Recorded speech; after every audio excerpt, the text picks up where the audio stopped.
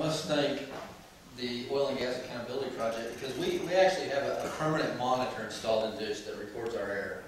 And providing that that data is accurate, the levels have been decreasing. And frankly, for the last few days, they look pretty good.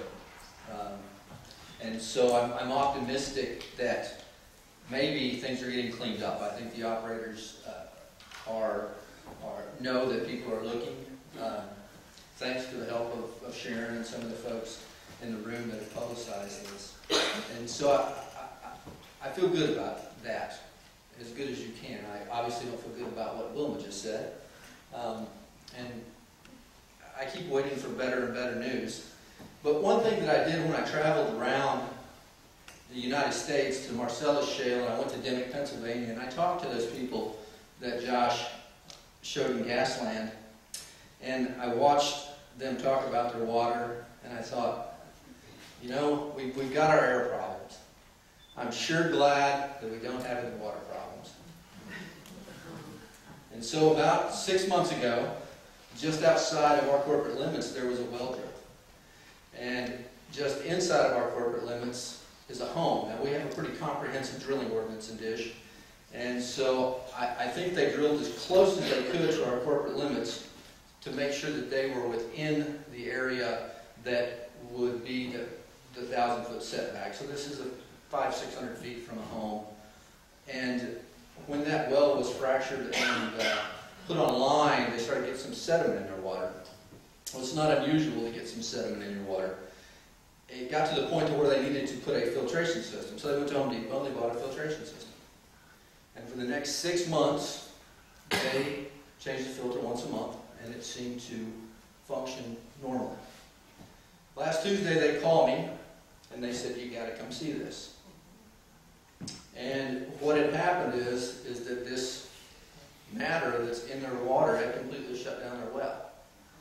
I'm not sure how many folks are familiar with the well, but they took the tank off of the well, and it actually had 15 pounds of sediment in it.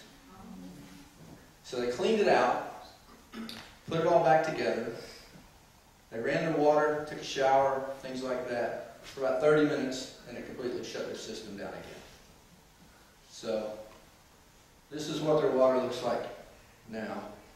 And if it sits here, you can see the sediment down the bottom. Now we've had the Railroad Commission out, and of course they tested it, and I think we all know what they're going to say. The town of Dish is going to do testing as well, and we gave a sample to Dr. Armendariz, who was in Dish on Monday night, and he took a sample, so the EPA's got a sample as well. So we'll see what's in it, but this is our worst nightmare, and I think this is everybody's worst nightmare. Yes, ma'am? Question. Do you feel like there's any hope that anybody is going to listen or do anything? Because I've watched, and read some of the things about what you've done and the way you've been treated, and I've got benzene in my well. I live in the LBJ National Grasslands, 7 miles outside of Albuquerque.